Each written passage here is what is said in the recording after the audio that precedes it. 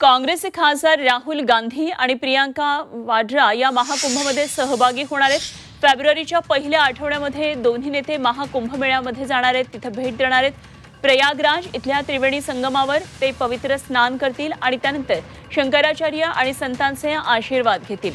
या दरम्यान ते महाकुंभमध्ये काँग्रेस सेवा दलाच्या शिबिराला सुद्धा भेट देणार आहेत। या दोन्ही नेत्यांच्या महाकुंभात आगमनाची तयारी सुरू करण्यात आलेली आहे।